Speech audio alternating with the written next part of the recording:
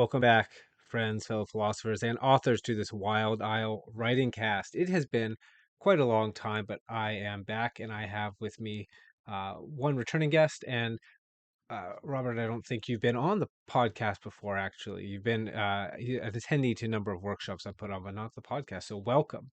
And like I said, this is going to be a writing cast today, and we're here to discuss genre once again. For those of you who've been around for a while, you'll know that I did a podcast way back at the beginning. I think it was number one, not number one podcast, but it was the number one writing cast. It was like genre must be destroyed. At the end of that, I determined no, it actually probably shouldn't. But my thoughts have developed quite a lot since then, and I'd like to share them with both of these fine gentlemen and with you, friends. But before we begin properly, let us do a round of introductions. Um, I am Marquise Little. For those of you just discovering this now, I'm an author and editor over at Wild Isle Literature. I offer ghostwriting services, line editing, which is my specialty, but also developmental editing, particularly for thematic depth, if anyone is interested in that. That is heavily influenced by readings by mostly Carl Jung, but also Joseph Campbell. And what else do I offer? My own books. That's right. So I have released this novel forever ago, a couple years ago, Want Smoke Broken. It is a piece of fantasy fiction uh, filled with all kind of folklore and archetypal messages and lots of muzzle-loading firearms, and it is a ton of fun.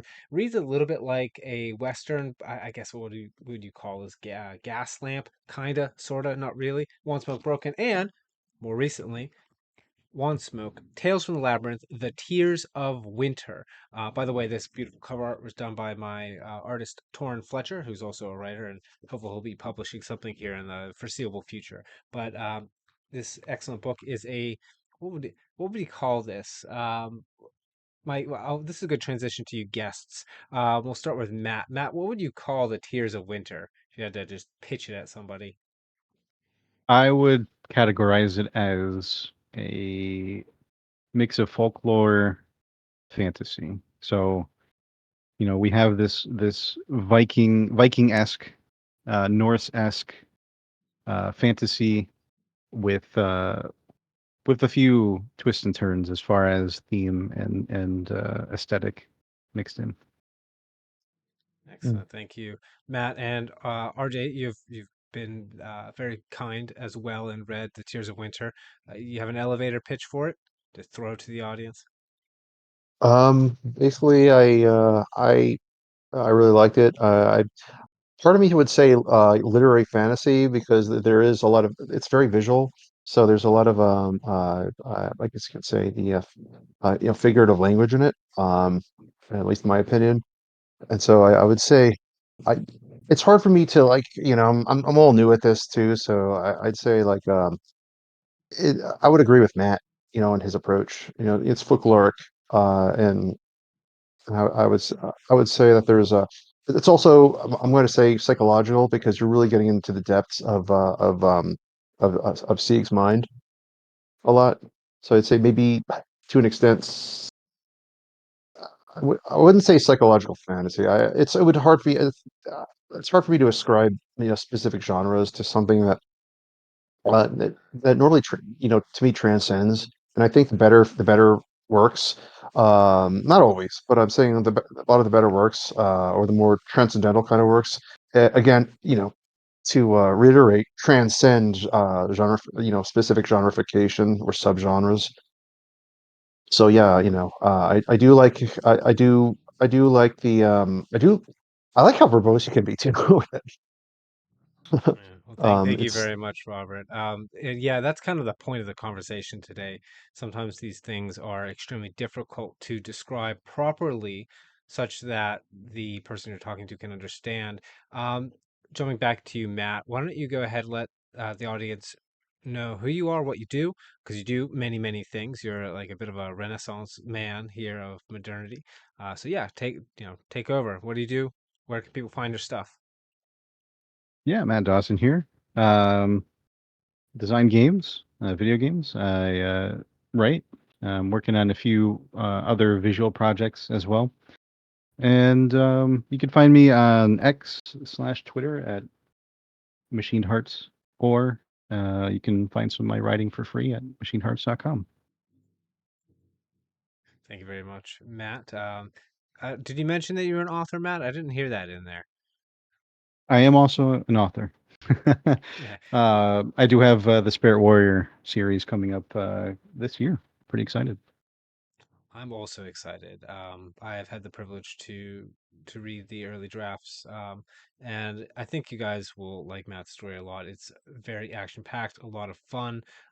We've got a great hero that you can really relate to. I think, particularly if you're a young man in this, let's say, decaying world full of obstruction. You'll really relate. So. Robert, who I've called RJ, who I'll probably keep calling RJ. Uh, why don't you introduce yourself and tell everyone where they can check out your stuff and what you do? Hey, my name is Robert Garron, and I guess my nickname is RJ, but like I'm actually I work in the field of animation, but right now, myself, along with 80%, probably around 70 to 80% of the workforce is out. And because I guess I'm a specific type of person, it makes it a lot harder for me to like pass all the DEI standards. So, so currently, unfortunately, I'm unemployed. However, besides being an artist, I'm also a budding writer, and I'm currently being published in a new fanzine called Phantom Whispers. That was created by Ian Knoll, and we like myself, him, and several other authors have contributed to the stories, and I personally contributed four. So, in the next issue is going to be available in June. Um, and so yeah, you can. So hopefully you guys pick it up. We have a Twitter and Substack right now, and actually you can find me on my Substack. That is actually um, it's basically you could find my domain name is RJ Garron, but like I go by the I guess the more humdrum Robert Garron on there as well. So I think like either name could help find me. Um, and so I don't have any like stories posted up on there per se, but I do have links to the upcoming issue as well as our Twitter. And I guess the genre, the main genre that I prefer is science fiction, but I do a blur genres. I don't necessarily ascribe to a single one all the time. Although other times, sometimes it's speculative, sometimes it's fantasy, other times it's science fiction, science fantasy, or just the weird, or even when I know a little bit of science about something, a little bit of hard science fiction. So it just varies, and but right now, so far, but besides my work in Phantom Whispers, I don't have anything available at the moment, and so hopefully soon I'll be able to get something up and have everything like proofread and edited, uh, and available, and perhaps I'll have a few short stories and novelettes available on Amazon sometime in the future, probably the next year or so. Uh, so yeah, We'll be looking forward to it. Thank you, Robert. thank So, you.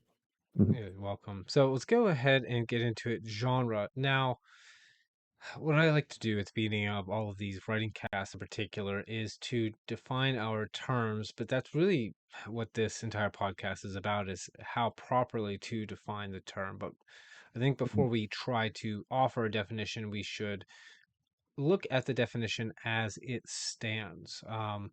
Now, genre in terms of literature or in terms of art in general has a very, let's say, vague definition. Like it ends up being something like a kind or a sort or a style, um, and that's in terms of its etymology. That's about as strict as it gets, which makes sense because when you look at the way it's commonly used, I found that genre is mostly something like an amalgamation of a number of other literary elements, right? So things included within genre when people describe it are the setting, but they also tend to describe the, let's say, what I'm going to call the plot type. A lot of people will say plot structure, and I think that is a misnomer. I don't think it has anything to do with the structure because I think all plots are structured the same way, but they center around different things. But we're not talking about plot, so let's set that aside. So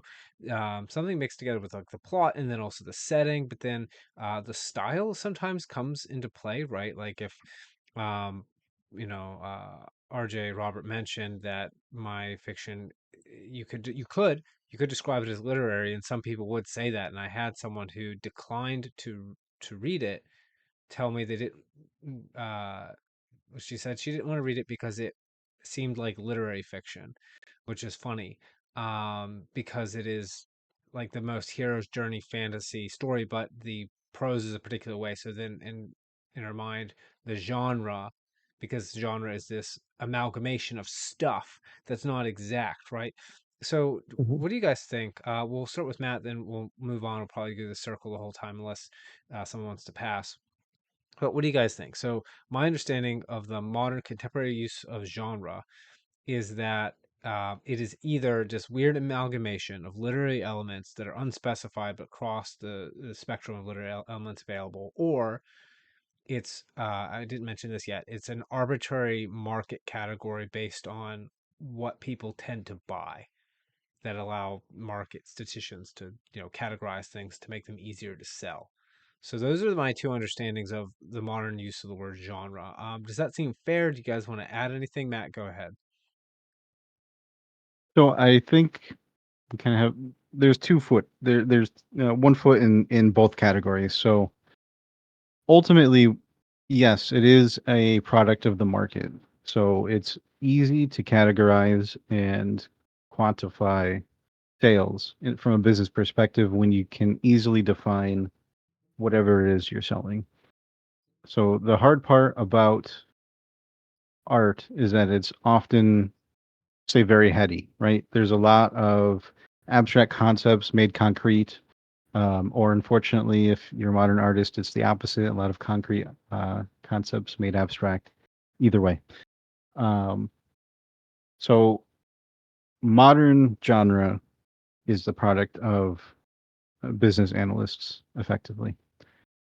But I don't think that getting rid of it is a good idea because it would be kind of throwing out the baby with the bathwater because of the other side of the coin, where we're kind of going to look at um, historical art. So let's just jump back to um, 17th century um, Venice. So Venice was a fairly large Italian powerhouse back in the day, and one of their very big industries was producing art.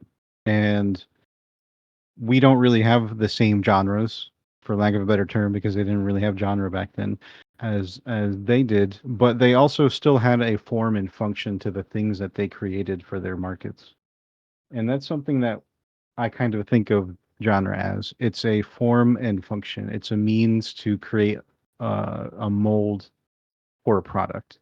Now, art isn't a product entirely.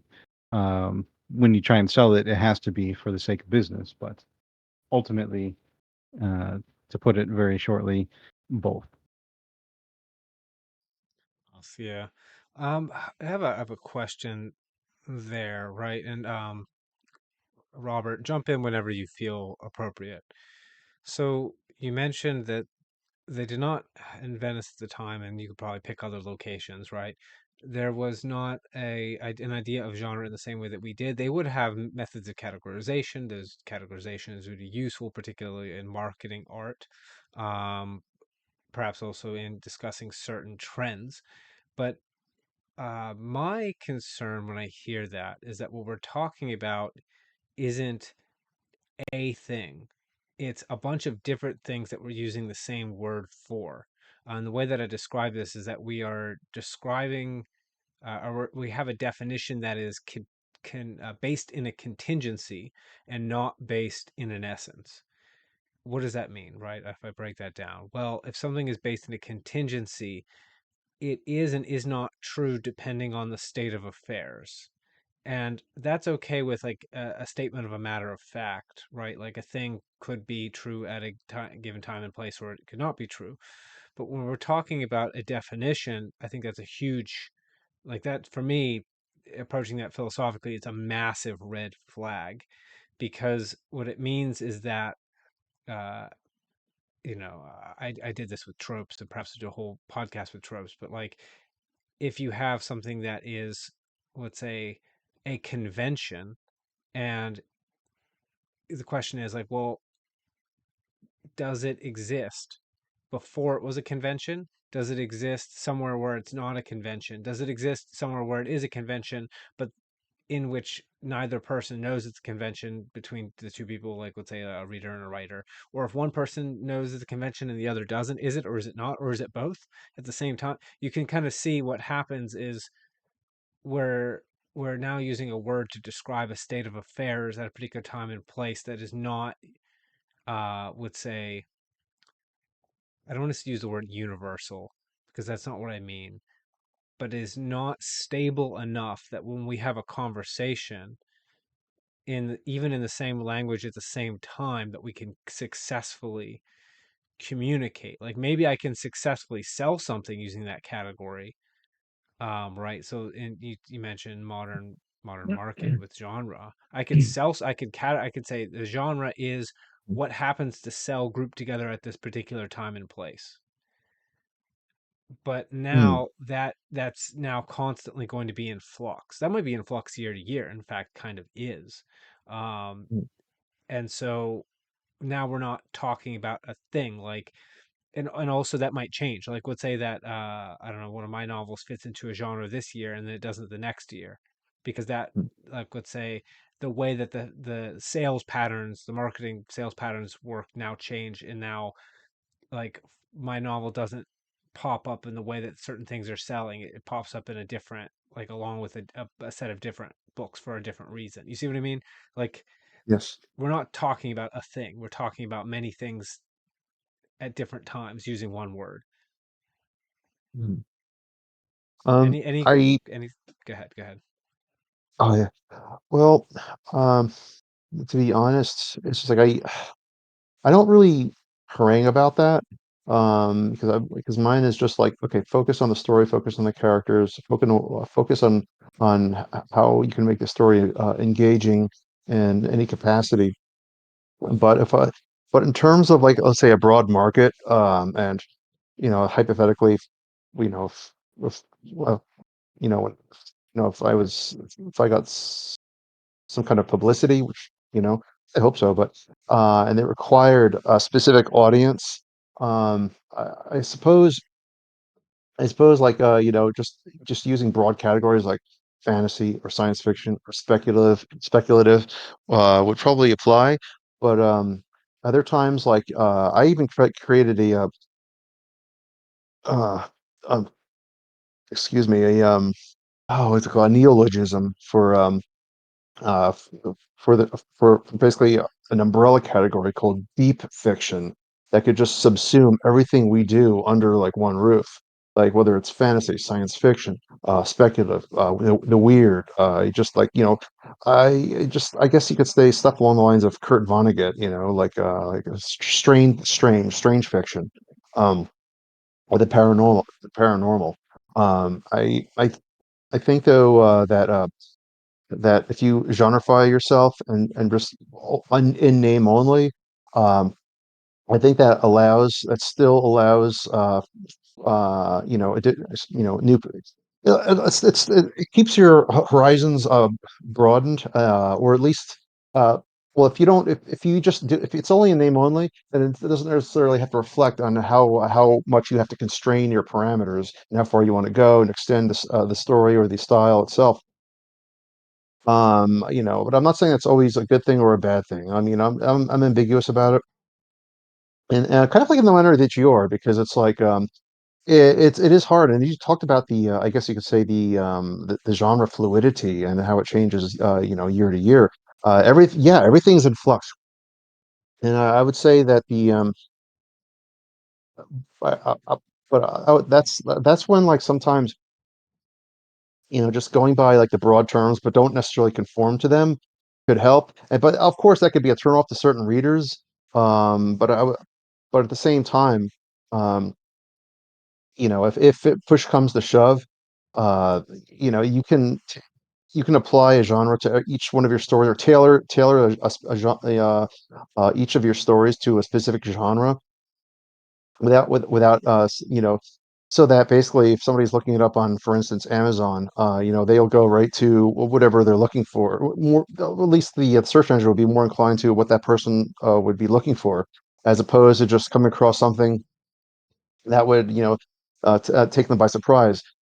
But like I thing is though, unlike a lot of people unlike a lot of the mainstream people, like I try to keep a more open mind about it. But then again, that's me. Um, so yeah, it's um, yeah, I straddle the fence. Yeah. So, do you want to jump in, Matt, before I start talking about like postmodernism and wizards? Yeah.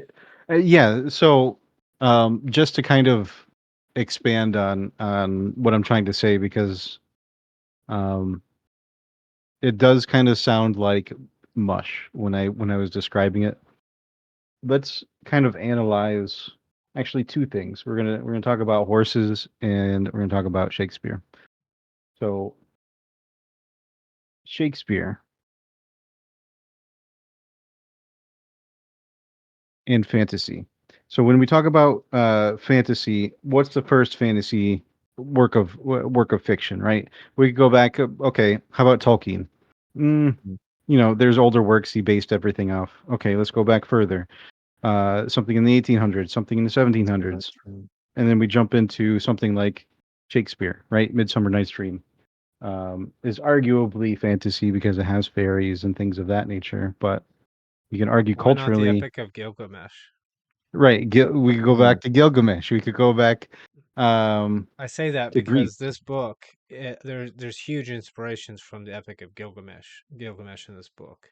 Like Beowulf. even the or yeah, but like even the lines like through darkness and deeper darkness, going through to harrowing blackness to try and, let's say, he's not trying to find immortality, but like it's the same. It's the same damn scene, right? Right. There's other things too. I kind of lifted because if you read mythology, then like you're gonna do it because you can't help but do it because that's the symbols of mankind. But so continue on. So we can go all the way back to the Epic of Gilgamesh, even. But we wanted to stop at Right. Midsummer's Night Dream. Well, I wanted to stop there because that's kind of the modern precipice for our kind of cultural outlook. But we going back further, like find the oldest work. I'm sure there is, an air of fiction to it. And that's kind of my point. Back then, these were symbolically like truisms. Like the Epic of Gilgamesh at the time, if you said this is just fiction, you'd probably be beheaded. Um, Maybe, because maybe not. I don't know, man. Like, go at what is it, the symposium? Now, the symposium is like degenerate as all hell because Plato was an evil wizard, but they're pretty clear. Now, maybe this was Plato lying, but it seems to me that many of the Greeks understood that their myths weren't literally true. Like they had the kind of Jordan Peterson interpretation of like biblical text but Greek mythology. Um, and so I don't know. I don't know if that's the case, man. It may for some people, and also I'm going to go Nietzschean a little bit. Master slave dialectic. It could very well be that there were masses who had a very uh, I hate to use this term. I call it the Nimrod interpretation. I don't need that as a direct insult because that's what we think when like in modern day you hear Nimrod, you think Horrible. it means an idiot, but it's a biblical name and it means a great hunter. But I think it's interesting that that name has come to mean a fool, essentially. Like, why would a great hunter come to mean a fool? Like, what? There's no etymological connection. Like, there's no like way that should have developed that way. But I think the reason is that if you can hit the mark and bring home the goods that can lead you to think that you understand correctly, when you have well adapted behavior, but the level of conscious comprehension might be discordant with the underlying reality, right? We know that because, let's say your reflexes to jump when someone there's an air horn outside. When you jump when there's like a noise in a bush, it's your biology saying, hey, that could be a danger, and it doesn't matter if there is or is not a danger. If you perceive that there is, you run and you live every time. When it, maybe 1 out of 10 times it was the tiger, but guess what? You live. That's sufficient, and that's sufficiently enough in accord with reality that it works. Um, bring that back to mythology. You have what I call the Nimrod interpretation of the masses, which is something that adapts to reality, but like believing in the mythology literally gets you to behave in the right way. And then if I go again Nietzschean with it, then you have a perhaps more sophisticated understanding where you realize that your literal interpretation is not quite correct.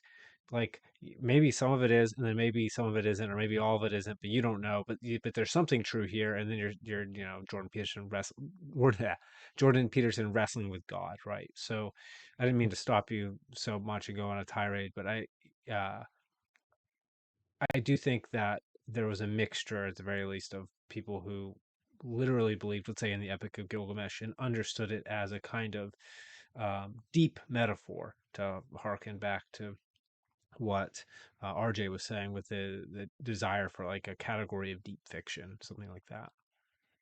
Right, and I think that divide is kind of where the genre divide is. But also, as an aside, the reason why Nimrod is considered idiot is actually because of Looney Tunes.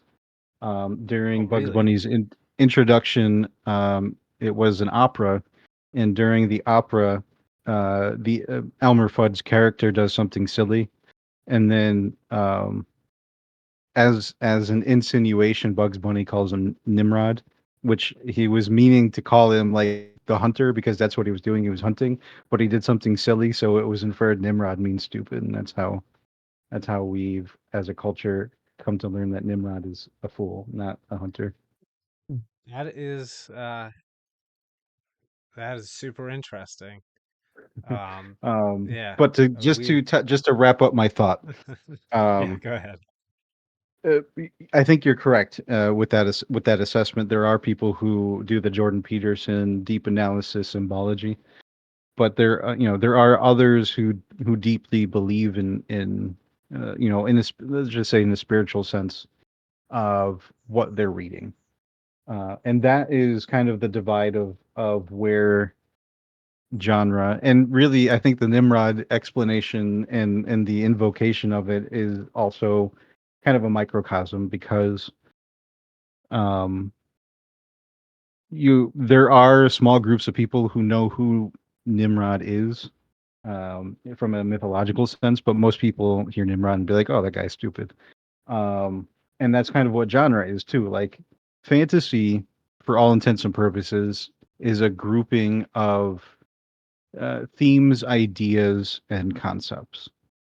In 100 or 500 years, will fantasy mean something different? Yes, because it's the cultural mores of that word or that genre or whatever will become of how stories and art is grouped together at that time, um, will pan out.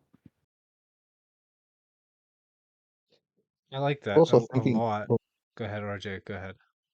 I'm so sorry. Um, I was thinking too, just dovetail that. Imagine 100 years from now, like, will the term science fiction even be applicable? I mean, yeah, I mean, and I think that the sciences that we can't yet grapple, sort of like faster than light travel, for instance, they'll just call fantasy, and so that'll probably be relegated, to just to just old wives' tales at that point, or not even that. It'll just be relegated to just to the impossible. So it might be just so, so I guess literally speaking, I think that that that's probably a point where science fiction itself would end because of the prevalence of technology everywhere. And I think people would probably start getting more into like the mystical end of things in terms of, in terms of story, in terms of storytelling. Well, to jump in on that too, even we're seeing that not even well, maybe a little over 100 years now, but let's just say a little bit less because pulp used to be firmly fantasy, fantastical is probably the better word, but That's what I it like. often played with technology. It often played with concepts of the future and what the future was going to bring. They were very, forward-looking people. So they, the concept of science fiction being divorced from fantasy is a relatively recent concept, like within the last 50 years. So even in 50 years, we've seen such a switch, a head flip of genres that um, it's really hard for me to not see it as nebulous for the sake of trying to pin it down. I Mm. want to jump in here because that's kind of my point. I mentioned I was going to talk about postmodernism and wizards. I guess here I go. So I think that we are trapped in what I would call the wizard circle.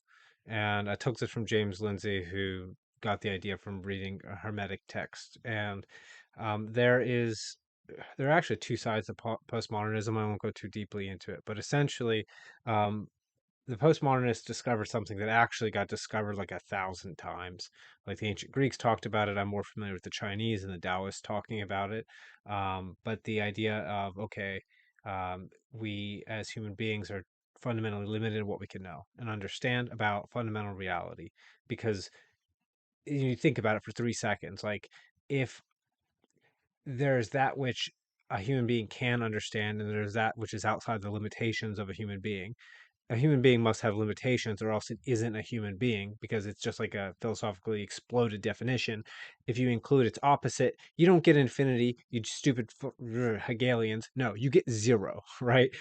Positive one, negative one equals zero. So therefore, a thing must have something that it excludes, which means that humans, if they're humans, must have limitations. Of course, they think that they could become gods and transcend that. That's dumb. But why do I bring up this postmodern idea? Well, the postmodernists basically discovered the veil, the thing like the limits to human knowledge, and then you have to make a choice when you hit that fork in the road. Nietzsche mentions this in the very beginning of Will to Power, which who knows if it was meant to be in the beginning or what, because that got published after he died as a collection of his notes. Um, but he talks about you hit this fork in the road and you have to decide uh, essentially whether or not you're going to accept there is a truth and you will not be able to know it, and you have to therefore essentially take things on faith, um and or with the other side of postmodernism, which is what the one we're more familiar with. If I say postmodernism, this is what everyone's going to think about, is that therefore there is no truth and that you can construct it with language, and that construction of reality with language, or the illusion of the construction of reality with language, is the circle. And the point of the wizard circle is that it makes it to where you can't see out of it. In modern psychological terms, we'd call this a framing. And if you are familiar with political discourse, listeners and my very kind guests, you'll know that if you capture someone in a frame, they're basically screwed. Like they won't be able to think clearly. And now I want to move there toward my actual thesis, right? What have I been mulling over for a long time in terms of genre since that initial podcast with Brad Turner of King's Wrath? Go find them on YouTube. Um, and what it is it starts with a Confucian idea. So I believe it might even be in the Great Learning. It's one of the early, like the shorter, early Confucian texts. Maybe it's the Doctrine of the Mean, but the quote is often reduced to something like the first step to wisdom is to call things by their true names, but there's more to it than that. Essentially, he goes on to build.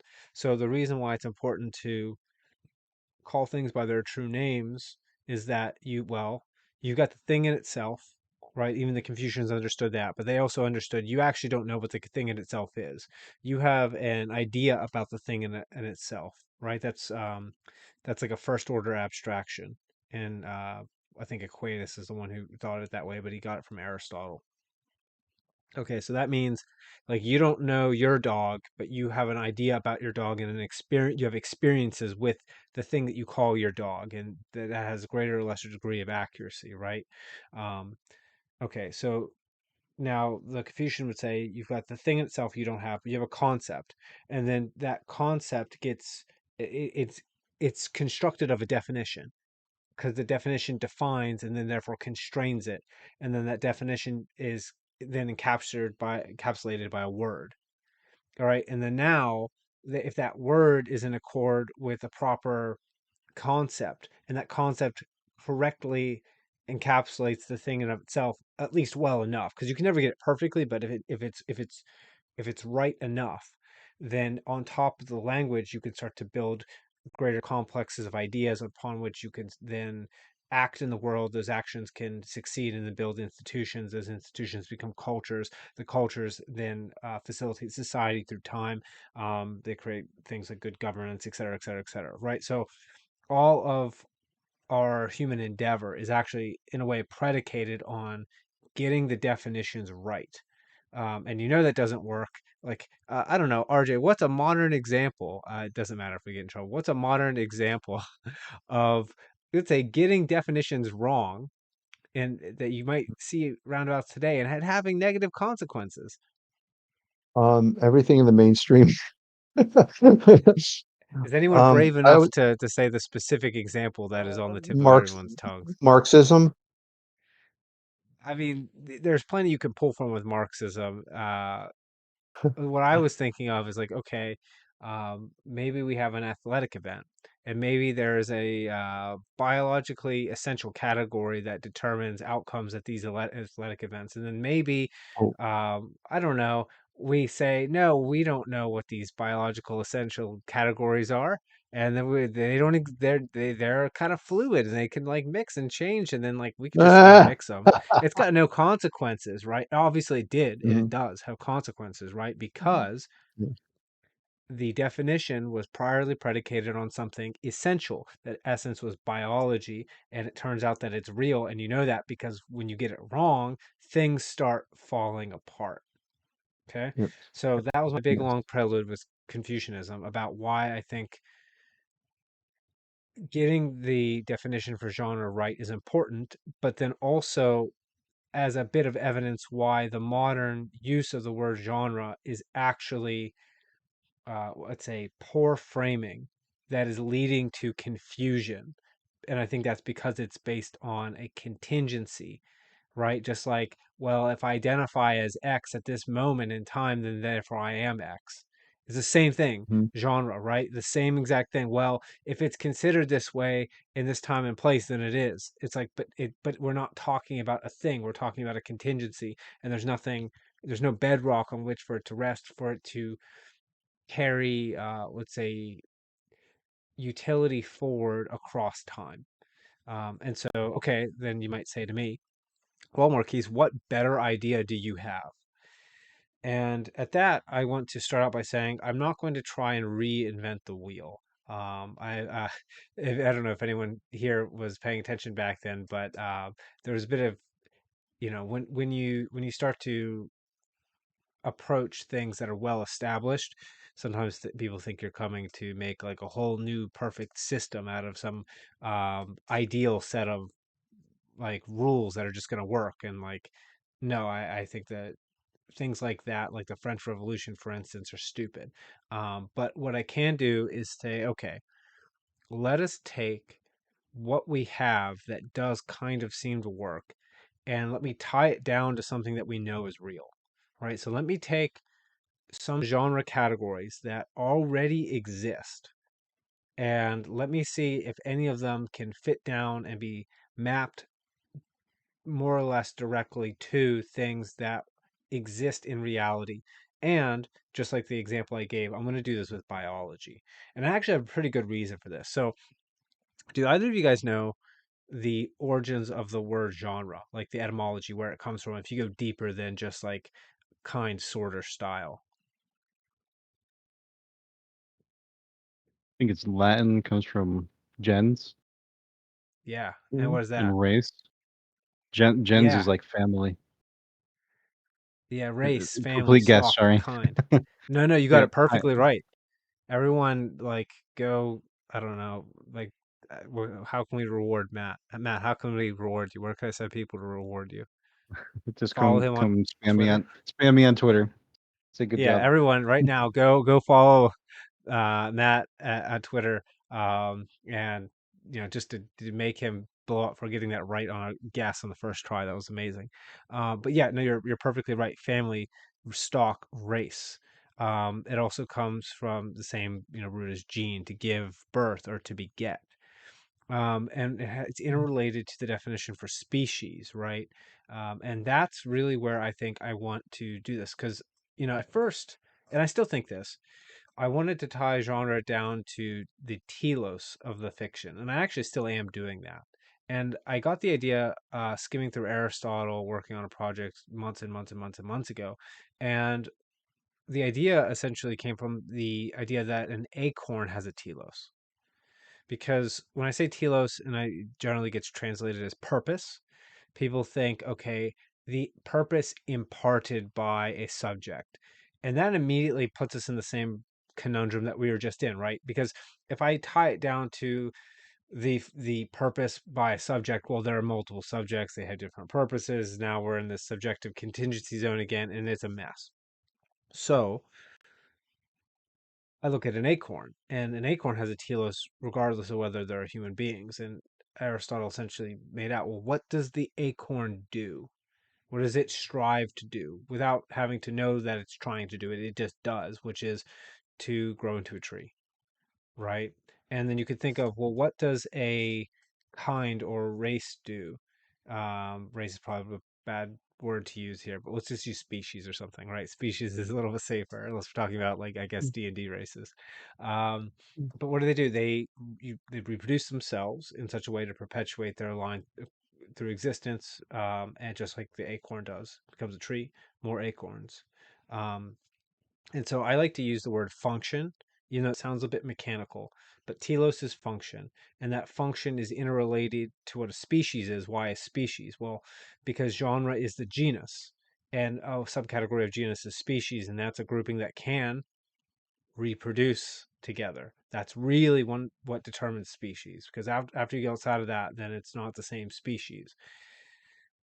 And then you might ask the question, well, how the hell are you going to map literary genres to something like uh, something related to biological speciation?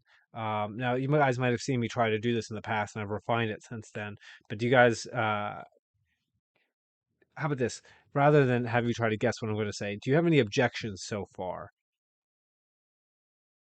I just want to jump in because um, you are touching upon a really fantastic book. It's called The Last Fanatics: How the Genre Wars Killed Wonder. I think that's J.D. Cowan, something like that. Um, and it's uh, I would say we're working towards how genre should work through first principles. But this in his book tells the story of how like we go the opposite direction. Like where was fiction in at the turn of the 19th 20th century? Um, and why are we here today? Because I think he has the same objections from a let's just say a logical standpoint that you do, and I think that I do as well.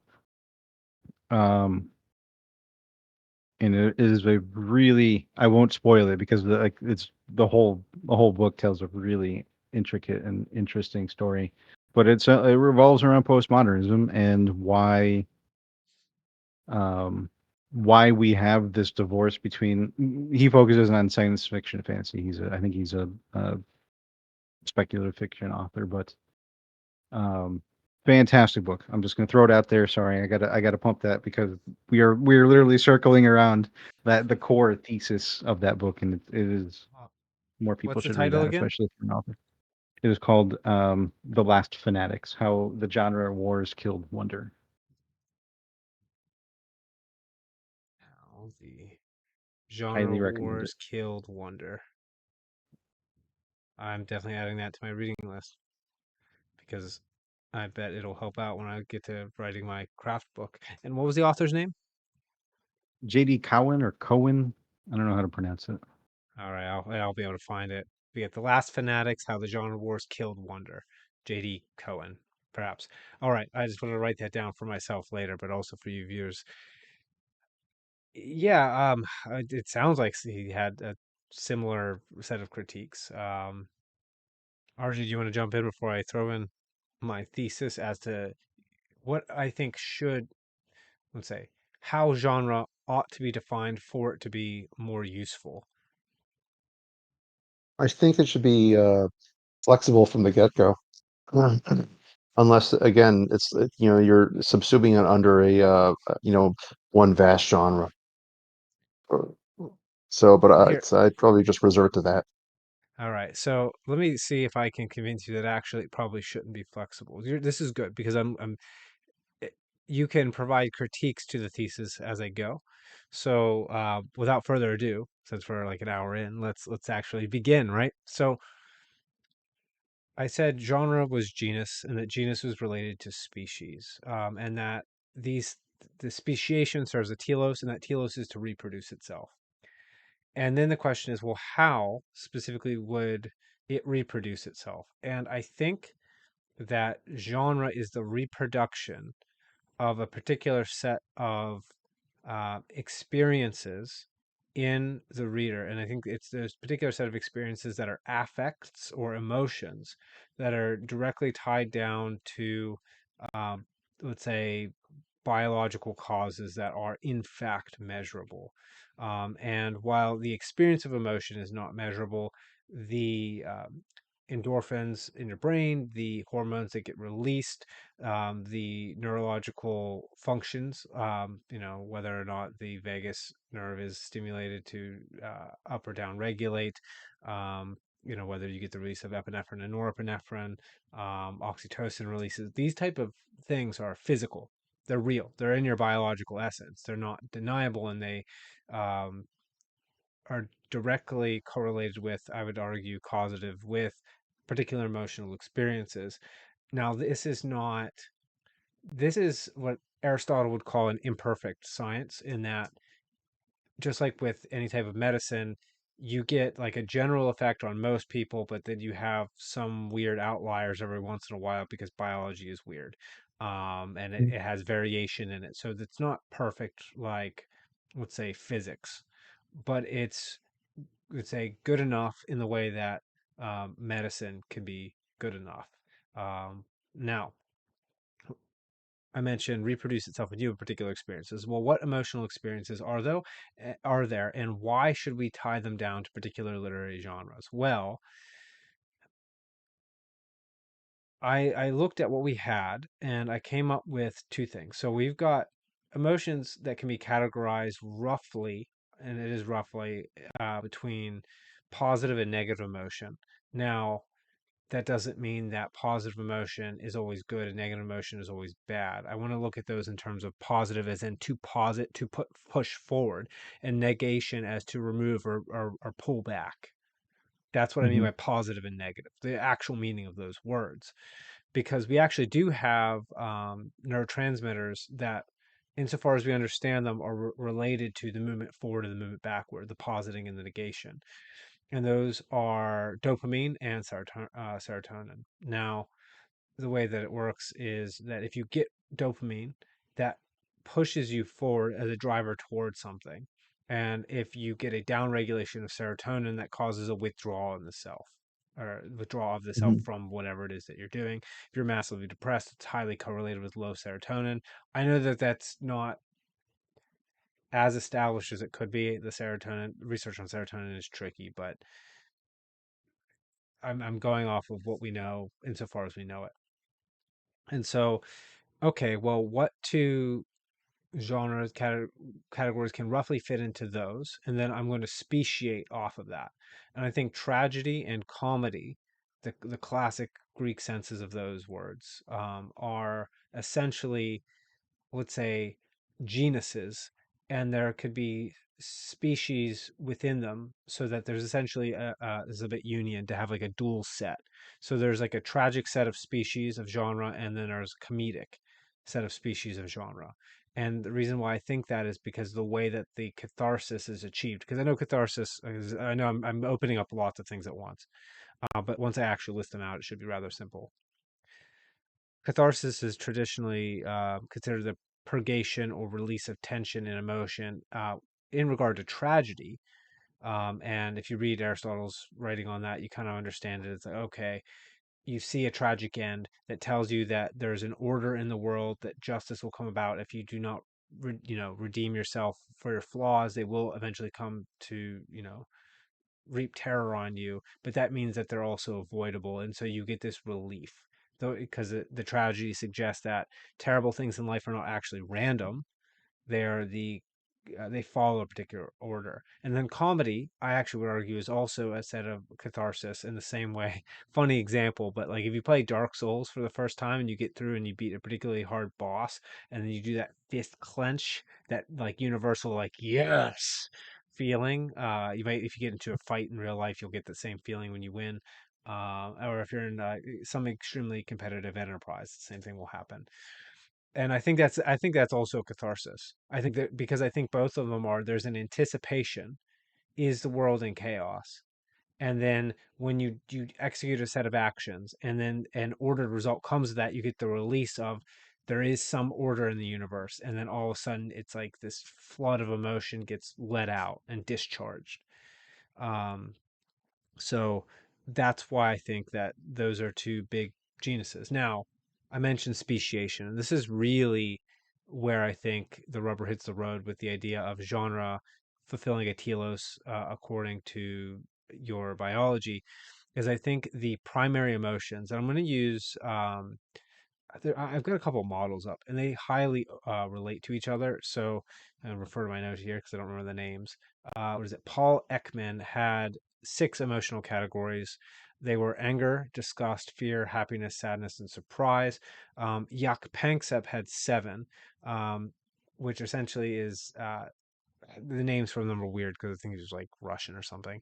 But seeking or expectancy, fear and anxiety, rage, which is anger, lust, which is sexual excitement, care, which is he describes as nurturance, pain slash grief, which is sadness, pain and grief, or not pain, sorry, panic and grief, which is seems kind of odd, but I think he means like if you had in a depressive episode, that's kind of like a panic. I think that's what that means. And then play, which is social joy. And then I Mhm. actually originally thought of this in terms of the flight or fight response, because it's actually kind of developed quite a bit. So you've got the adrenal forward motion of fighting, you have the running away flight, you have a freeze response, which you get as a kind of paralyzed by fear. And then there's also a kind of um, fawning tactic, right? Where the response to that heightened state of emergency tension is to um, act in an affectionate way. And those, Cowardly. well, licentiously maybe, right? Or hyper nurturingly maybe, because that can Mhm. protect you from a potential predator if you submit yourself to that predator in particular ways.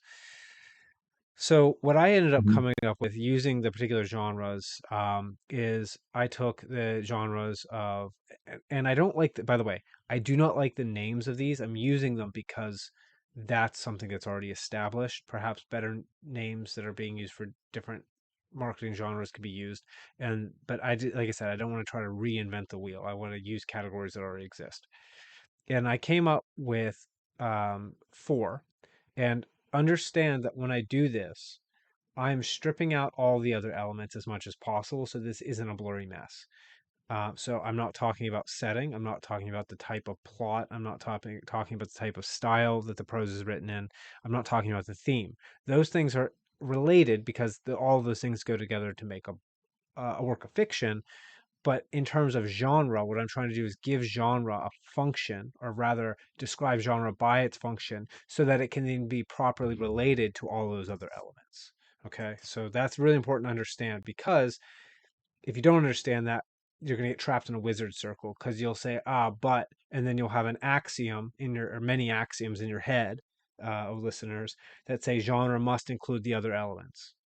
And the objection will Mm, be, you're not starting with my definition that I agree with, which is, that's the whole mm, point of the wizard circle. Fill your head with axioms so you assume something before you start thinking, and then you're trapped.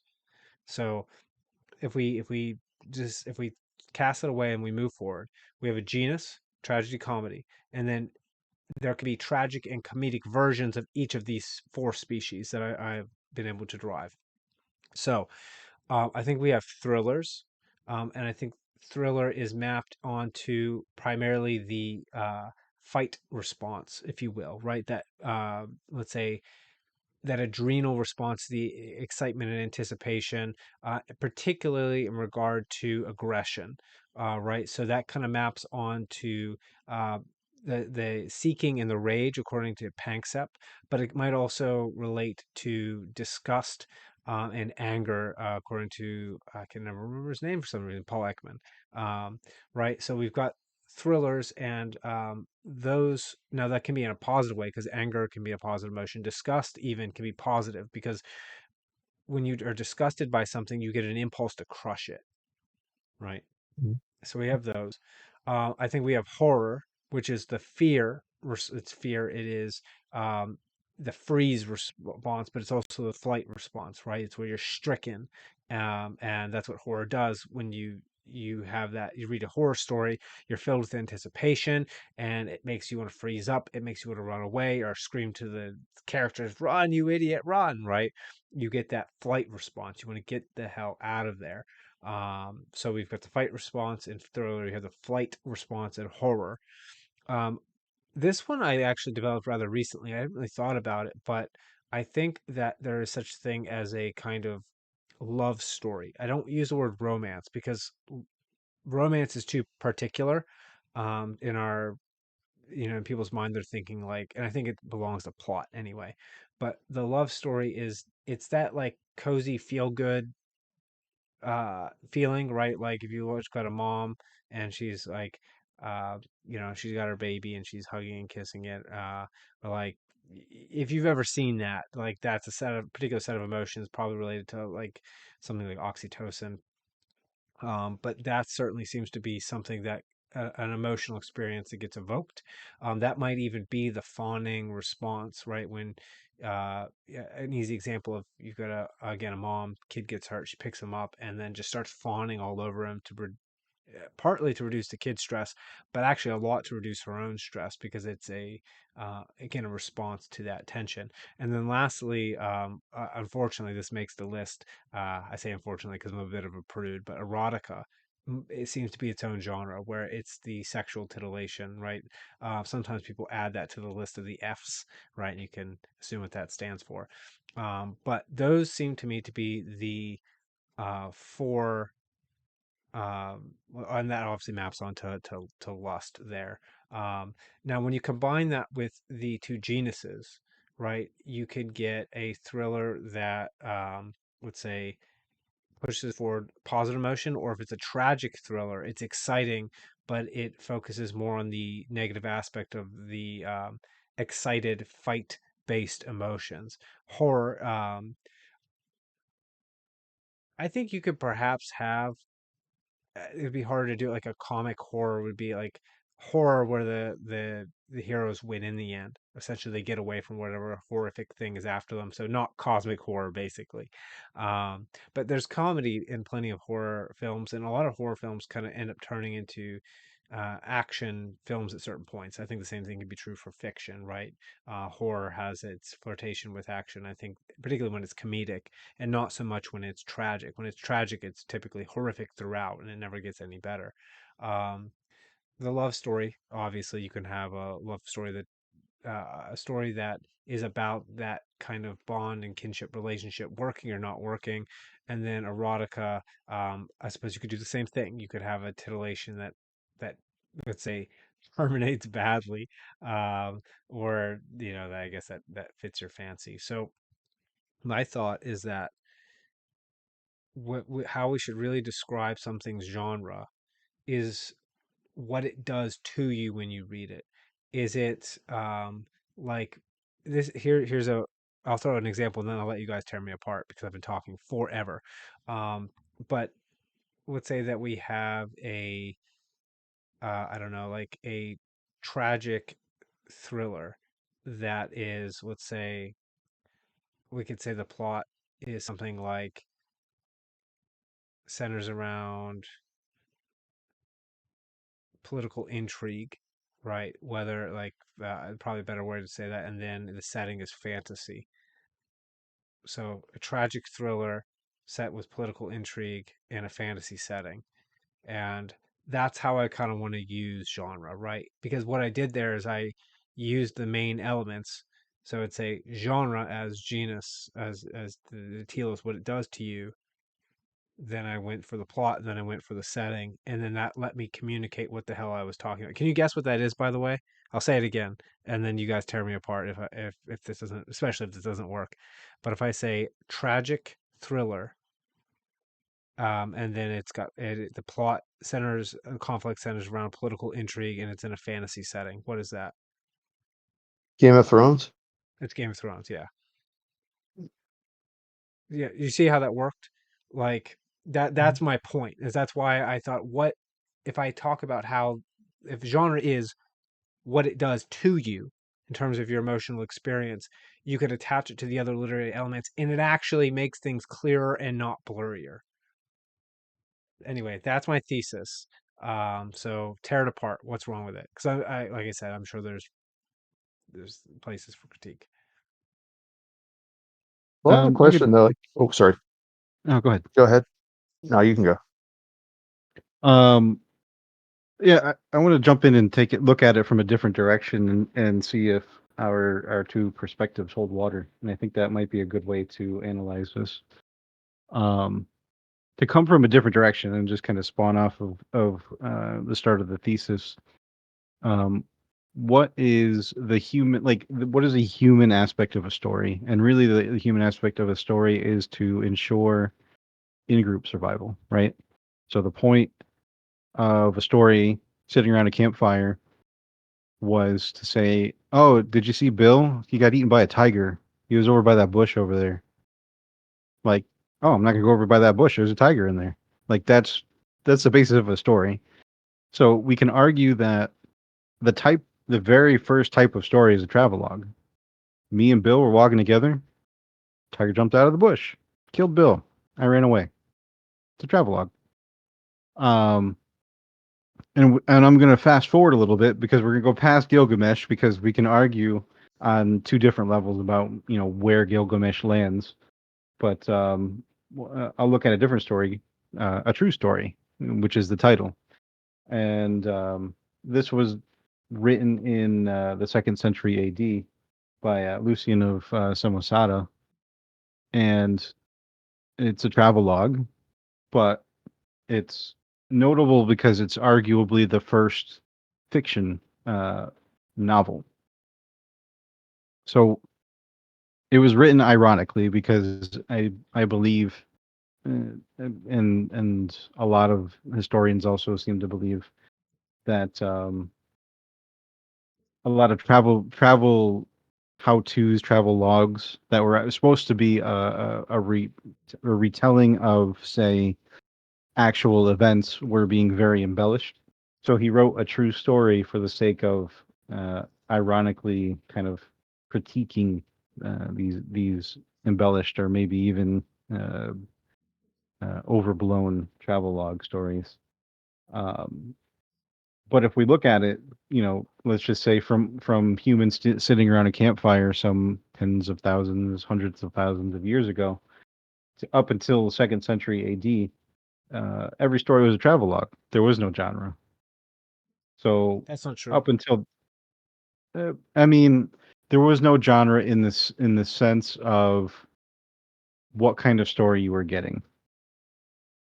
We can argue today from our modern perspective that there is, Beowulf is a folklore, it's retelling of X, Are Y, you and trying Z, to say right? they wouldn't categorize it? Is that what you mean? Correct. And I think Okay. that's where that's the whole center point of the thesis is that if we can categorize these, we can easily how do you say, we can easily group them together in such a way that it's easy for readers to disseminate one from another without having to specifically name them, right? And that's kind of the core of your thesis, like how you describe Game of Thrones without saying a Game of Thrones, which is good. I'm not arguing against it, but I'm trying to kind of iron out the core point of a genre. And we look back at stories and like even Shakespeare, right? We can argue that Midsummer Night's Dream is a fantasy. It's got fairies. It's got these ethereal, wonderful entities that come about in during this plot. That's fantasy.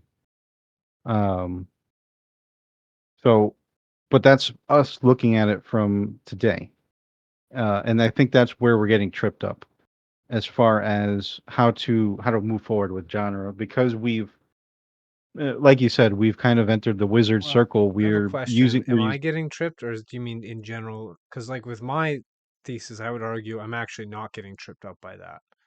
I would say, in I'm general, I'm like the saying we as a conventional. yeah, I'm saying we as a culture are tripped up. And Then even yes. how do we how do we how do we break out? And I would say that your thesis is a good start, yes. But just to kind of tie together the thought, the one main consideration I would take into effect is looking at it from a practical perspective from the start of storytelling, right? So today we can say, oh, this is fantasy, this is sci-fi, this is, we can create these um how do I want to put it? We kind of create the this notation by which we formulate a story and compartmentalize a story. So even if you go look on the wiki for a true story, its genre is satire, fantasy, and science fiction. That's us from our today's lens placing let's just say a category on the story. Is it true? If you read through it, is it really science fiction? I mean, he gets on a boat and sails to the moon. Did they know about you know how going into the sky works back then? Not really. How about Jules Verne? Did Jules Verne know that? No, not really, but he also had additional context based on physics, right? So I think the danger of starting from today and going backwards is that we're still in the circle, right? If we start from the nature of storytelling, why stories exist, why does folklore exist, why do each of these say narrowing of storytelling, why did these come about? It will be easier to break out of this framing because we've used first principles and also used old methods for approaching how stories are told. I mean, I agree that you use what the reason for the coming about of the storytelling rather than, let's say, mere, what would you say, cataloging according to an arbitrary set. But because the reason for the coming about of the story in history would have been predicated on something real at like in that time. So there would be something essential in that, right? Like in the case where Bill Bill and I were walking past a bush and the tiger jumped out and ate him, right? Like the essence of that is there's dangers in the world and they can jump out and nab you if you're not careful, right? Um, but what I would say is that you're only trapped in the wizard circle if you use blurry definitions. So you could say, like you brought up with fantasy, like if we shift away from genre and we start talking about setting, because that's actually what that's about. It's like how is it that the laws of reality work in accordance with a particular time and place? And is that time and place, like, how much does it correlate or correspond to our own, right? So the fantasy, meaning it's fantastical, must imply some amount of deviation. Now, the immediate objection that someone should make is, well, how much and in what direction? Like, because is not all science fiction also fantasy? And then I would say, in that sense, yes. Then, if we want, if we think it's important to distinguish the difference between, let's say, something like science fiction and fantasy, we would then need to do the same thing. I would argue that I just did, right, with genre. I think it would actually be much easier with setting than it will be with genre, because genre was like this weird blend, whereas setting, the conversation is still around essentially time and place and the inner workings of that time and place. So like there's not as much overlapping categories being thrown around like willy-nilly. But I think you're only trapped in the wizard circle if you, again, if you accept the framing of the arbitrary categorization that has come to pass. If you say, like you said, actually, like, okay, no, no, no, like there's something real, and there's a reason why we feel that there's some division between, let's say, something that's science fiction and something that's fantasy and something that's contemporary, and something that's historical. Um, Now, what probably needs to happen is, just like I did, there's a genus and speciation. Probably all we need to do is find the genus and species and setting, and that would clear it basically, it should map naturally onto things going backwards, if my mode of thinking is correct. And the reason why it should naturally is because it should be in accord with some reality that clearly we're feeling, but that we're having trouble properly defining. um, which is not necessarily disagreeing with you, but I would say, when you try to get out of the wizard circle, there's a trap, and the trap is to use the framing of the wizard circle to pull you back in the circle. Um, so, so I would say to watch out And for that. just to jump in to add in, I'm not arguing that we should throw the baby out with the bathwater, but B, I think that using setting is actually part of the trap of the wizard circle, and I'll be very concrete with this just to explain. So the base, I'm going to use fantasy and science fiction because that's my wheelhouse. So that's the easiest way for me to explain this. Fantasy, the word fantasy comes from fantastical, and fantastical typically is associated with wonder, right? So if we go back to, let's go back even just to pulps, right? We won't go. I keep going back to all these historical texts. Let's just go back to 30s pulp. 30s pulp was, for all intents and purposes, both fantasy and science fiction. We divide these today, but back then they did not.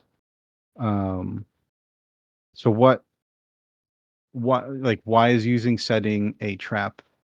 Uh, because if you read these pulps, right, and a lot of these are, back then they were kind of just, throwaway easy entertainment that we would, a popcorn movie of today.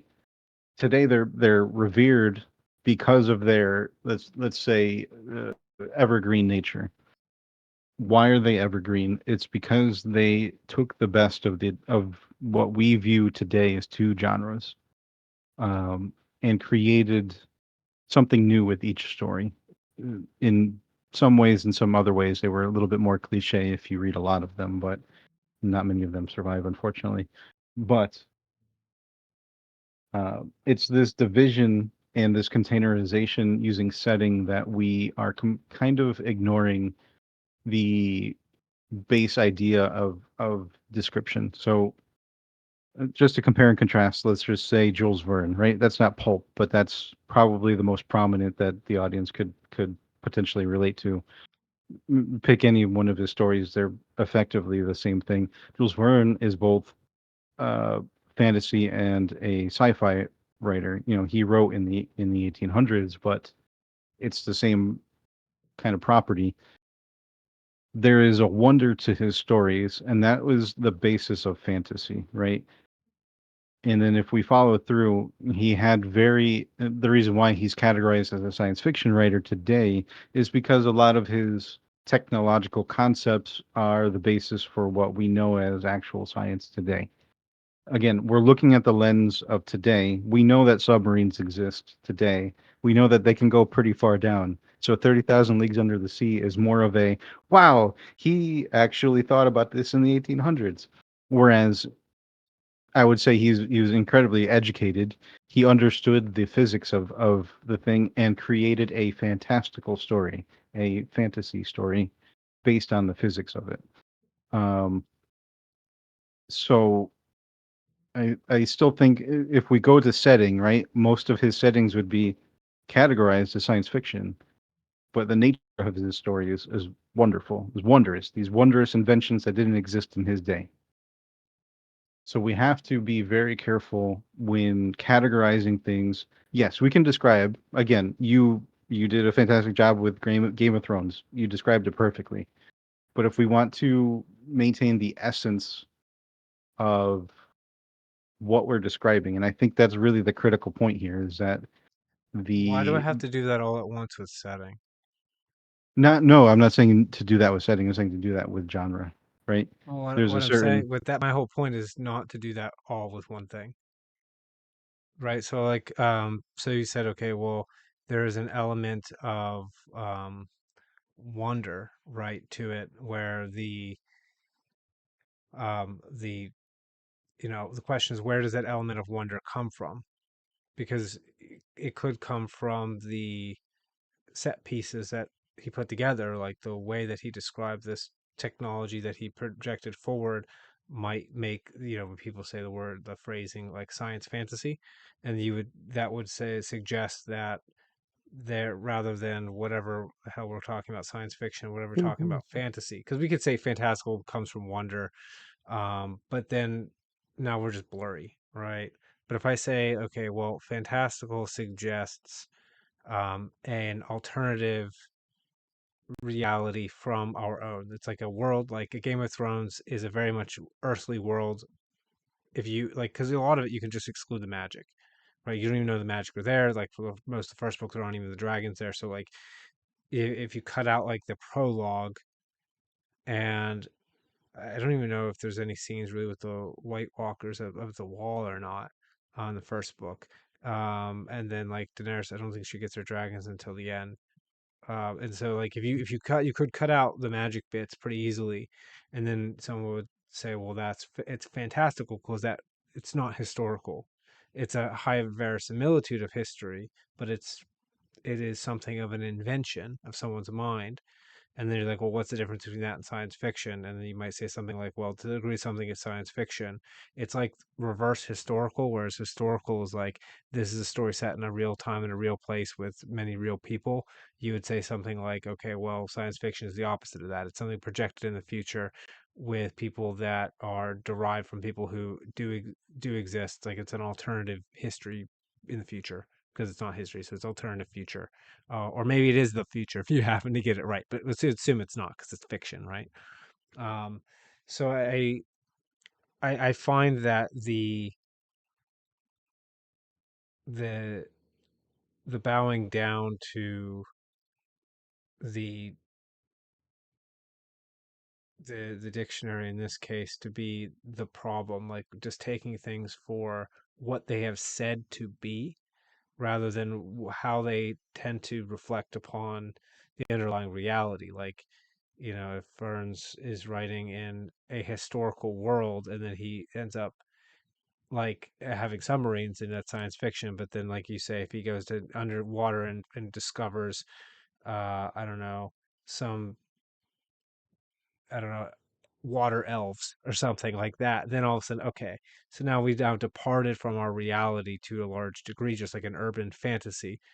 Even though urban's not exactly right, but I can see why someone would describe something that way because you're saying like in contemporary urban environments or some type of, or maybe it's even suburban, or maybe it's even rural. But the point is, it's like it's contemporary.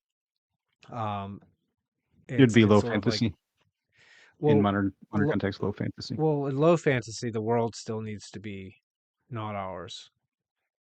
No, I think There's just not that's overt the magic. divide That's between high is the that there's divide overt between magic. highs. No, high Because is not of our world, and low is um, of our world. So urban fantasy is a subset of low fantasy, um, whereas high fantasy is more like Tolkien, which arguably, since Middle Earth is supposedly our world deep in the past, it's actually potentially low fantasy. if that's the framing, then someone needs to break that because Yep.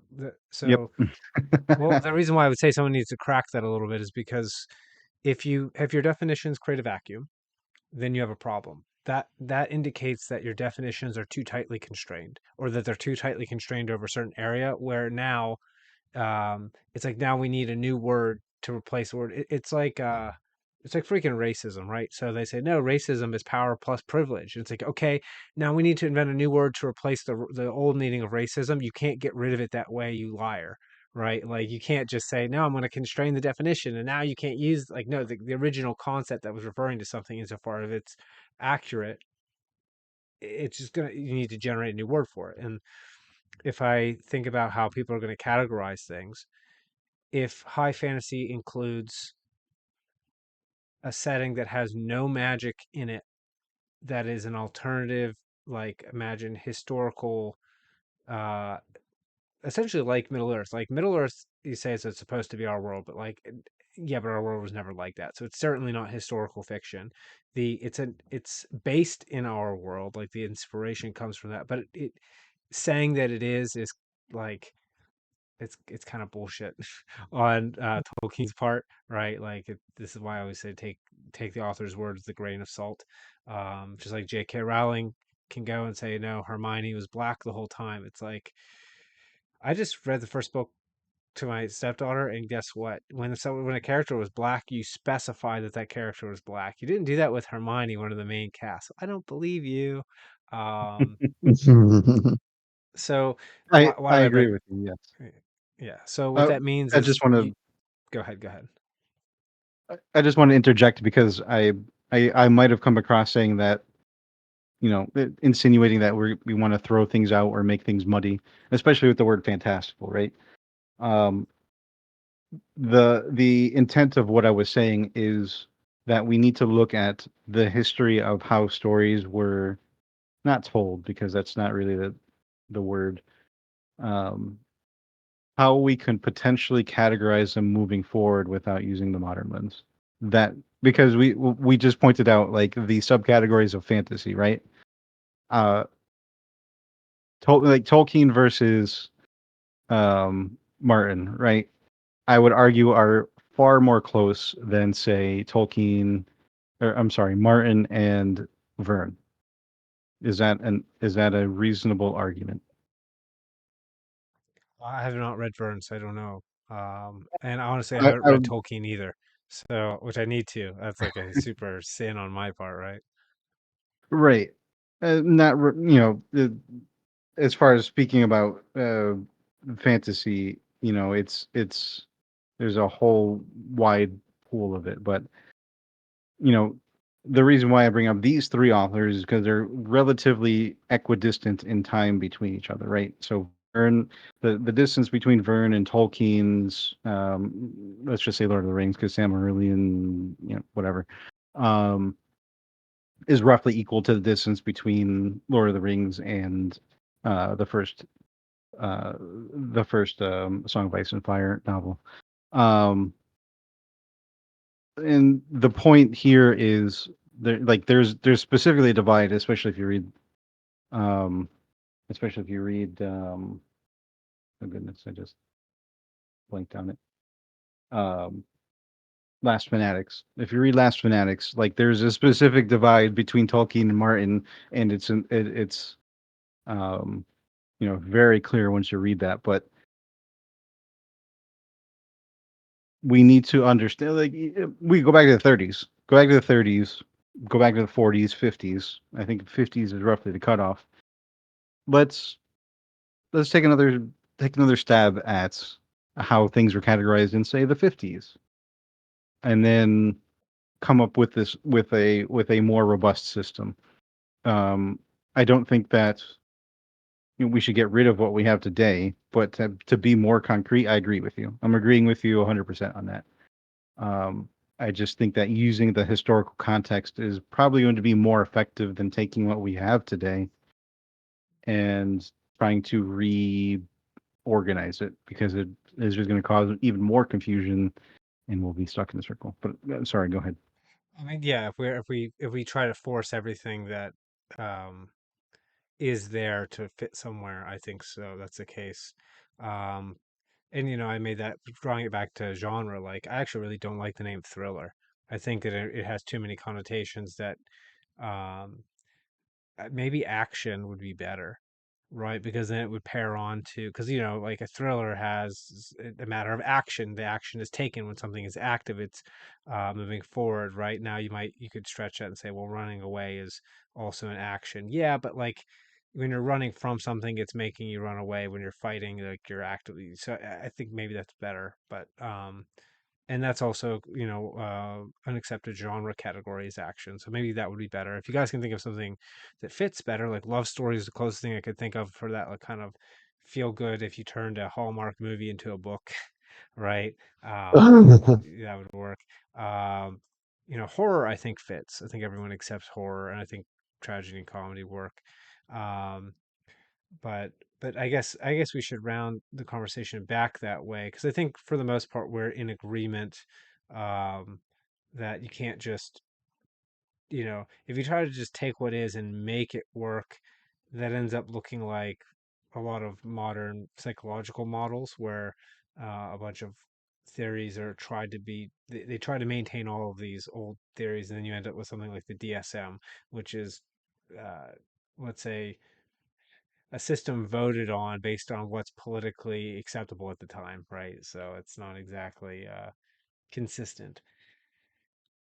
Um, but yeah, so with genre though, in terms of the idea that you have, um, I guess here's the question: do you think that the genus speciation difference is legitimate? That's something I thought of rather recently, because I actually was going to exclude tragedy and comedy entirely, but then I thought that they're too close biologically, like dopamine and serotonin. I can name them, right? And so like they in their correspondence with tragedy and comedy seem to make perfect sense to me. And particularly with their relationship to catharsis. Comedic catharsis is mass release of dopamine. Catharsis in a tragedy is actually the increase in serotonin, right? So like through the suffering, which is a negative emotion, sadness, you can actually achieve a state of serenity.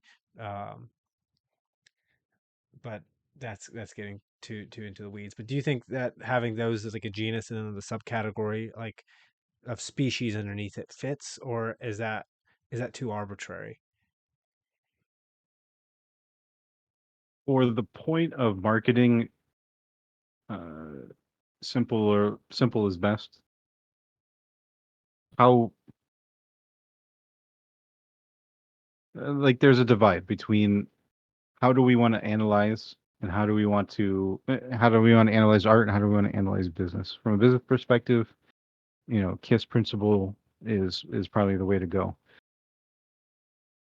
From how to like there's like the zeitgeist, there's literary analysis, and then there's business analysis. Like from a literary analysis, it's probably an excellent idea. But from like if I was going to describe it to like my casual reading friend, I don't know if I would be like breaking it down entirely. I think I would do it how you did with Game of Thrones. Like it's a fantasy thriller with political intrigue.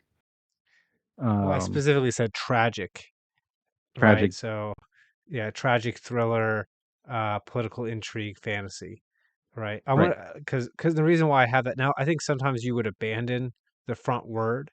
Like sometimes you don't need to say tragic horror. It might be useful to, or like you don't need to say a comedic love story. Like uh you might say a comedic romantic love story in a contemporary setting. And you kind of get it's like okay, it's like every romance novel that isn't of some other alternative setting. um but but the idea is like you could just say like, oh, it's a erotic fantasy romance novel, right? And that would you would get a pretty good idea what that is. It's a now what you wouldn't say is it's a comedic thriller. Uh, it's a adventure. What would be the setting? Science fiction novel. Because when you use the word comedic in that way, that's going to confuse people because only the person who is like a literary analyst will understand comedic doesn't mean ha ha ha necessarily. It just means like not tragic end. Um,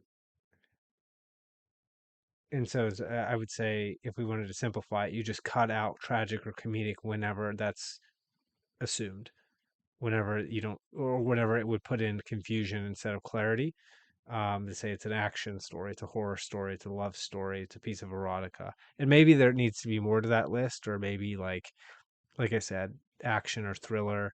Like you might use one of they would mean the same thing, but maybe you don't want to say thriller, or you don't want to say action when it would confuse someone who's not familiar with what those words mean. Um, but so I'm definitely open to alterations or like. Oh, and one thing I didn't mention, guys, before we wrap this up, because we've gone on a long time. There is some particular physiological response that's an emotion, that's an experience that I could not. I have categorized it before, but it feels weird whenever I try, and that is the kind of numinous experience, the religious or spiritual experience, the that that the what people sometimes describe, if you're really pretentious, as the feeling of the sublime. Like it's that you look up at the stars, or and you start to contemplate like the grand scope of the universe, or you're standing on top of a freaking massive mountain, or you're standing at the bottom of a huge mountain, and you see the grand, like just the grand scope of this massive nature, and it strikes you and you like paralyzes you for a moment. um like that I thought maybe deserves its own like genre species, if you will, but I couldn't think of anything in particular. What do you guys think? Do you think it deserves a spot? And if so, what the hell would we call that one? I'm just gonna stand my ground and say that was the initial point of fantasy, and wonder that to kind of rescope it. Um, Jordan Peterson frequently would say like that moment that you're speaking to was wonder. So you'd be sitting under the stars and you see the like a aurora, because that's kind of a topic today.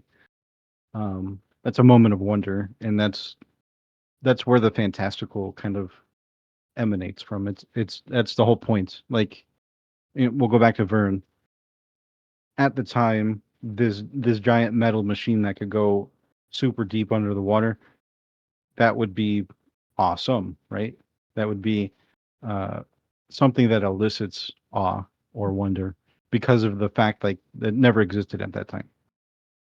So I would argue that that should fall under the fantasy banner to some degree, and you know, Can we think of a I'm word I'm that gonna doesn't confuse it with, because we're talking now about the experience, not necessarily about the setting, because you can give some of that experience with something that's nonfiction even, right? Like a description of a real, like, because we get that feeling in real life with real things. And so I feel like, yes, lots of fantasy does that, but you could do that without fantasy. And so it isn't synonymous with fantasy in any sense.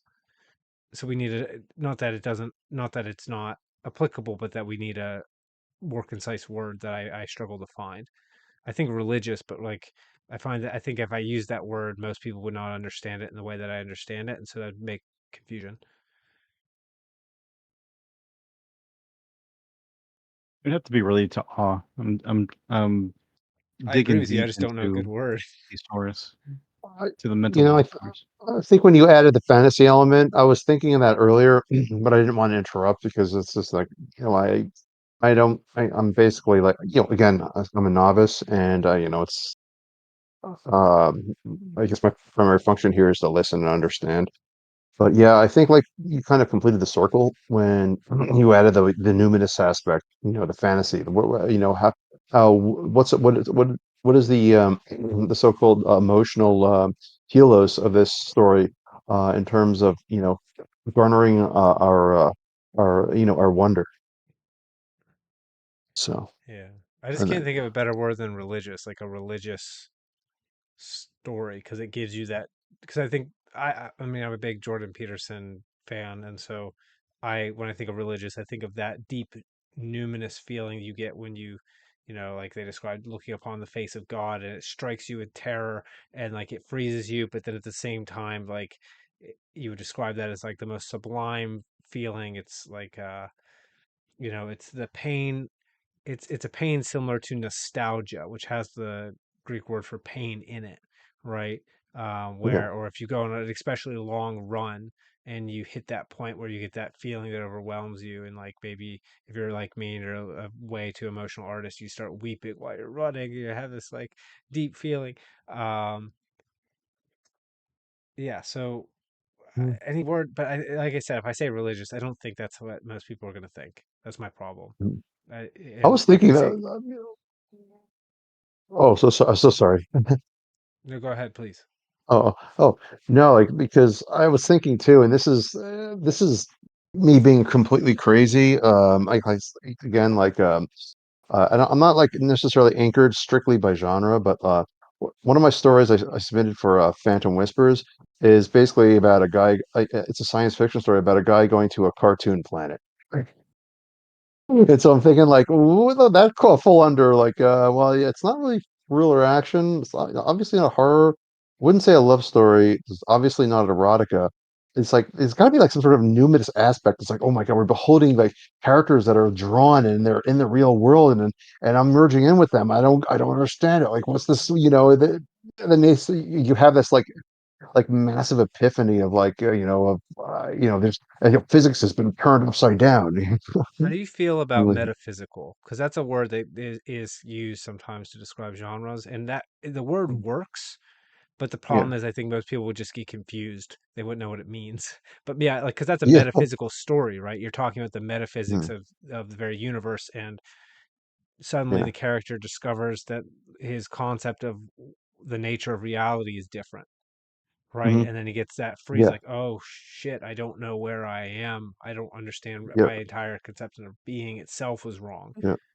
Yep. So Yeah. If they start having like just like some sort of like existential crisis at that point. maybe existential, but then that's a loaded Oh, word too. My problem is that all these words are so Matt, what do you think of metaphysical or existential? I don't like existential because I think it's gonna associate with certain things that it seems like it works, but I don't know. What do you think? Metaphysical, existential, spiritual, religious, something. Transcendental. I like transcendental too, but It has a different transcendent. connotation. I mean, maybe there might be worthwhile to invoke maybe a new word because you use what was the word you just used? Because well, the word I was thinking of was like something like numendi. So you were using numinous to kind of describe a lot of these moments. Um, and numendi is just kind of a portmanteau of fantasy and numinous. So perhaps it might be worthwhile to invoke a new word to describe a moment like that. Yeah, I don't doubt that that would help, but definitely I think uh, I'm glad that I have you guys here to talk about it because I thought that that deserved its own category because I'd say um like even a lot of because obviously a story isn't just one feeling it gives you. Like lots of horror have action thriller feelings associated with them.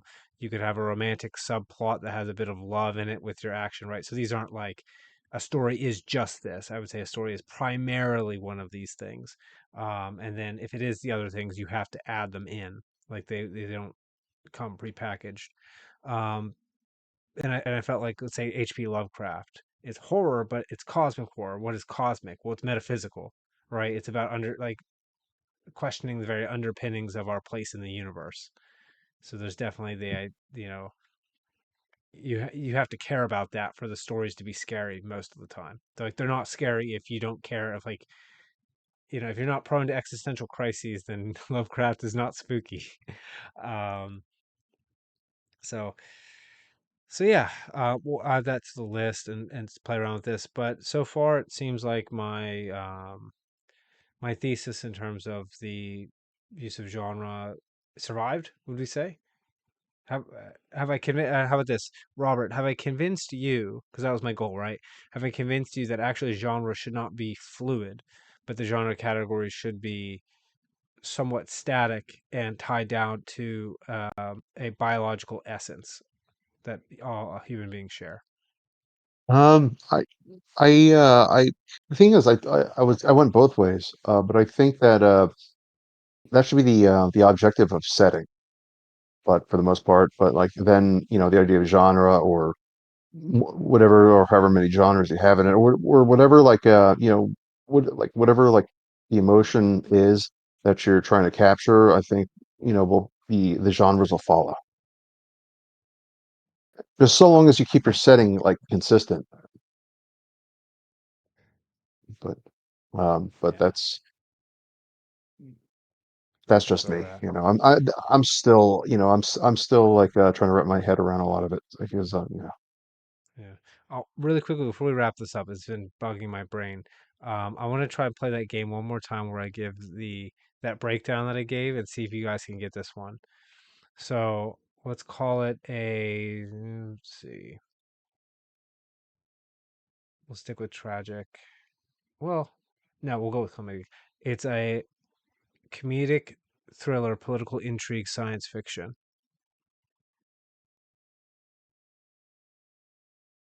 I was going to say like Do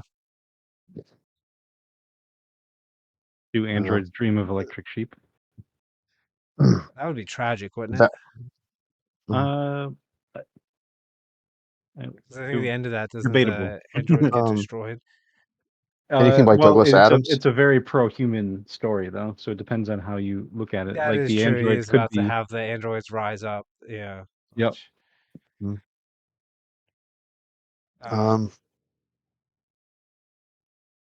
Foundation. I've not read Foundation. Is that Isaac Asimov? Yeah.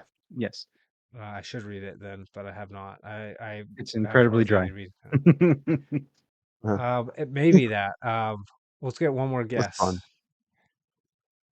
Comedic, thriller, political intrigue, science fiction.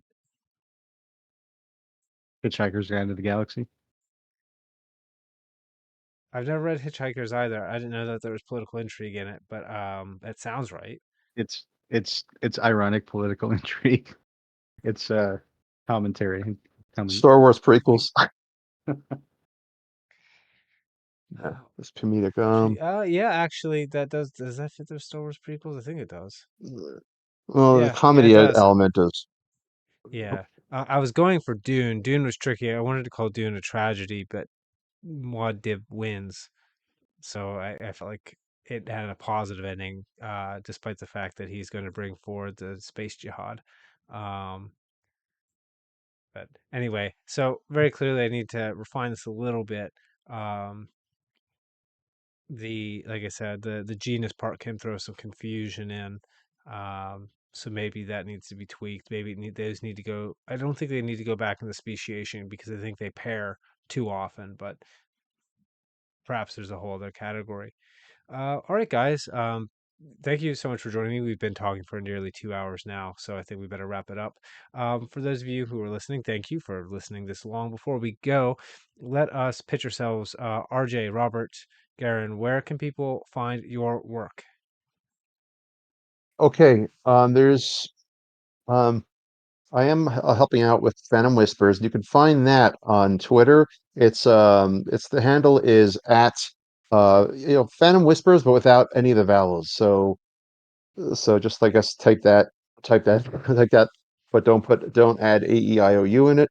And my Substack is either RJ Garron or Robert Garron. Look that up, and you'll find that. Now, so far, like in terms of like my actual work, my actual stories, I don't have anything up, and the Phantom Whispers is still has yet to be released, and that'll be June. Um, hopefully, sometime soon. I'd like to. I would actually. I'd like to put up. Try to get some of my works up there. Very gradually because they're going to require a lot of careful editing. Especially my older stories that I'm pretty much putting through the grinder right now. Um, and then like have it. Eventually, I'm going to have other people look at it and see where we can go from there. All right, thank you, RJ. Matt, where can people find you? You can catch me on X/Twitter at Machined Hearts, or if you want to read some of my free stories, you can head over to machinedhearts.com.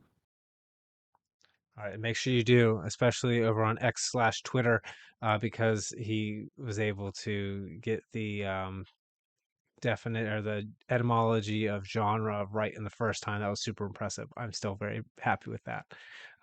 Yeah, so go check out Matt's stuff. And if you want to check out my stuff, go over to wildisliterature.com, which is not actually, it's wildisleit.com. I don't know why I said that. But if you search at Wild Isle Literature, you'll find it. I'm over on YouTube as well.